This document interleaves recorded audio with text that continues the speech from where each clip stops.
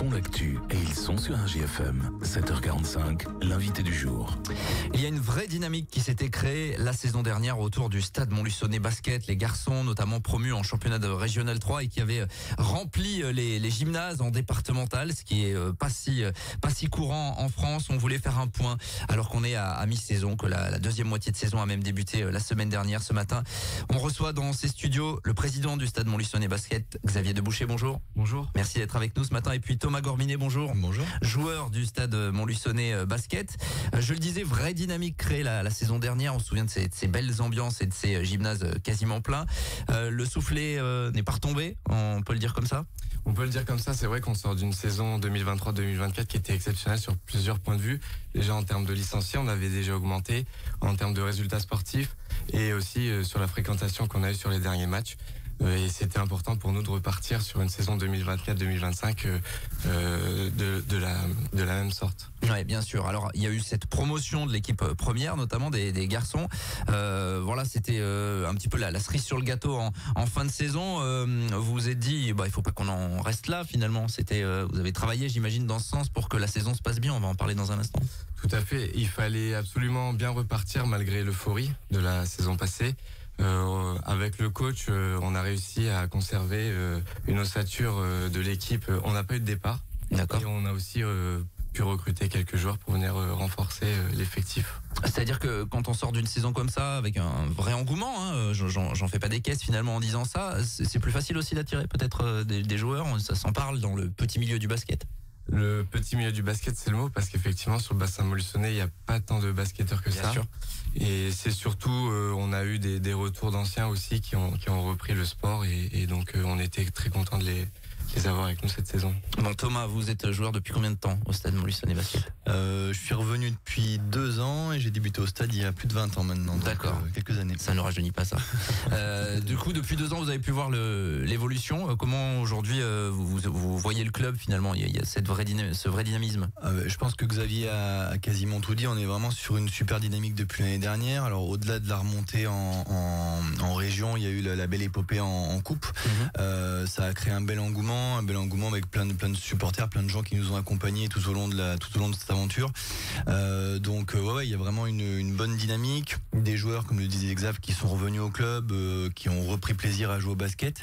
Et puis voilà, c'est un plaisir. On a encore pas mal de personnes la semaine dernière contre Vichy. Il y avait beaucoup de monde au gymnase. Donc non, c'est chouette. On évolue vraiment dans quelque chose de sympa, quoi. Et pour les joueurs, ça doit être super quand même de jouer avec du monde, même en championnat régional 3, c'est motivant. Ah oui, c'est super motivant. Et puis l'année dernière, on a quand même fait des phases finales qui étaient à l'extérieur. Je pense à QC, je pense à la finale de la Coupe d'Allier. Il y avait plusieurs centaines de personnes qui se sont déplacées. Donc c'est plaisant. Je pense que les gens ont bien aimé notre état d'esprit. On a été quand même super combatifs l'année dernière. On a battu des équipes qui avaient 1, 2, 3 niveaux de plus que nous pour gagner la coupe. Donc c'est super. Et puis c'était un beau clin d'œil à tous nos dirigeants, à nos bénévoles qui se sont déplacés, qui étaient là les week-ends. Et c'était la victoire, elle était pour nous, mais c'était sympa pour le club et pour tout le monde aussi, quoi. Quelque chose de partagé, bien évidemment. Président, il faut essayer de se faire une place au milieu. On sait qu'il y a un passé sur le foot, sur le rugby. On connaît le handball évidemment à Montluçon. C'est pas évident. C'est vrai que le basket c'est pas forcément naturel. Autant dans certaines villes, Vichy, Bourges, ça l'est. C'était pas vraiment le cas à Montluçon. C'est pas le cas. Vous essayez de vous faire votre petite place. On essaye, on travaille pour ça d'ailleurs. Le basket, c'est un sport qui est de plus en plus populaire. On a eu des bons résultats aux Jeux Olympiques. Donc on met là un peu la lumière sur le basket en ce moment et c'est vrai que nous, on travaille sur ça, notamment sur notre communication. On essaie de donner une belle image au club et on fait tout pour, en tout cas. Communication avec notamment une page Facebook, des réseaux sociaux qui sont très actifs avec des belles photos également de matchs. On essaie de faire vivre tout ça. Ça fait partie du job finalement aujourd'hui. C'est une obligation presque. C'est une obligation parce qu'aujourd'hui, on sait très bien que quand quelqu'un veut se renseigner sur une association, la première chose qu'elle fait, c'est qu'elle tape le nom de l'association sur les réseaux sociaux. Et donc, c'est important pour nous d'avoir de belles images sur notre Facebook et sur notre Instagram. Et d'ailleurs, je fais un petit clin d'œil à Rachel, qui est notre photographe, qui prend des photos tous les week-ends. Et on la remercie pour ça. Et c'est vraiment des très belles photos. On vous invite à aller voir ça. Comment ça se passe du coup depuis le début de la saison? Vous l'avez dit, il y a eu l'impact des Jeux. Les deux équipes de France féminines, masculines ont été en finale des Jeux Olympiques avec des matchs exceptionnels. Il y a eu cette dynamique-là. Du coup, est-ce que ça se ressent en termes de licenciés là depuis le début de la saison? Tout à fait, ça se ressent. Hier, on a validé le 270e licencié. Donc l'année dernière, on termine à 227. Aujourd'hui, à mi-saison, on est déjà à 270. Donc ça fait une très belle évolution.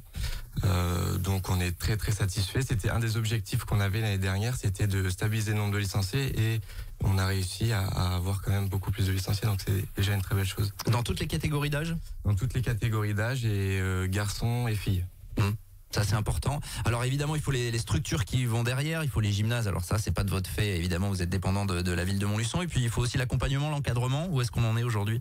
On a conservé pas mal de coachs de l'année dernière sur toutes les catégories. On a même réussi à avoir de nouveaux encadrants qui sont avec nous là cette saison. Et c'est vrai qu'on est toujours en recherche constante de bénévoles à ce niveau-là, donc n'hésitez pas à nous contacter si jamais vous souhaitez rejoindre l'aventure du Stade Montluçonnet Basket. Vous accueillez les jeunes à partir de quel âge? Nous, à partir de 3 ans, on est labellisé micro-basket.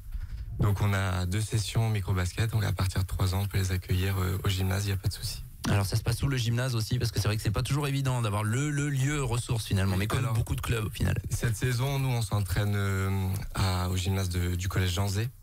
D'accord. Et on a des créneaux aussi au lycée Paul Constant. Vous pouvez retrouver tous les créneaux de toute façon sur nos réseaux sociaux et le contact si jamais vous voulez plus d'informations. Il est encore possible de venir inscrire des jeunes ou on attend plutôt le début de saison prochaine? Il est toujours possible. Cette saison, on a ouvert un créneau en plus pour les débutants, un créneau initiation. Donc même si vous n'avez jamais pratiqué le basket, vous pouvez venir. On a un créneau qui est dédié à ça. Et voilà. Bon, on en vient à l'équipe première donc qui a accédé à la Régionale 3 cette saison. Il y a une première phase qui s'est déroulée. Vous avez basculé dans la poule basse. On prend les équipes de haut de tableau qui vont en poule haute et puis les équipes de bas de tableau la poule basse. Thomas, comment ça s'est passé cette première moitié de saison d'un point de vue vraiment sportif là pour le coup? D'un point de vue purement sportif, on a eu un petit retard à l'allumage sur les premiers matchs. Je pense qu'on était encore sur le petit nuage de l'année dernière. Ça, quand on perd pas un match pendant un an et qu'on accède à la poule du dessus, on est attendu déjà. Et puis on a eu un petit peu de retard. On a eu quelques blessures. Bon, on a eu un petit peu de mal à se mettre dedans. On a perdu quelques matchs qu'on aurait peut-être pas dû perdre, mais bon, en attendant, ils sont perdus. Donc, on se retrouve logiquement en poule basse. Et puis voilà, je pense que c'est assez logique par rapport à ce qu'on a produit. Maintenant, on a gagné contre Vichy la semaine dernière. Là, le groupe, on est bien soudé, on a bien envie de maintenir le club. Donc voilà, je pense qu'on a notre place par rapport à ce qui a été produit en début de saison. On a notre place. Sur le papier, on aurait peut-être dû être dans la poule haute, mais voilà, on est, je pense, où il faut par rapport à ce qu'on a fait. Poule haute, ça vous assurait le maintien en fait. Là, ça veut dire qu'il faut quand même gagner quelques matchs pour s'assurer le maintien. Il va falloir terminer dans les 4 premiers sur les 6 équipes de la poule basse. Poule haute, ça a assuré le maintien automatiquement. Je pense qu'on aurait eu des belles oppositions contre des équipes qui auraient été sympas, mais je pense qu'on va aussi affronter des belles équipes dans cette poule-là.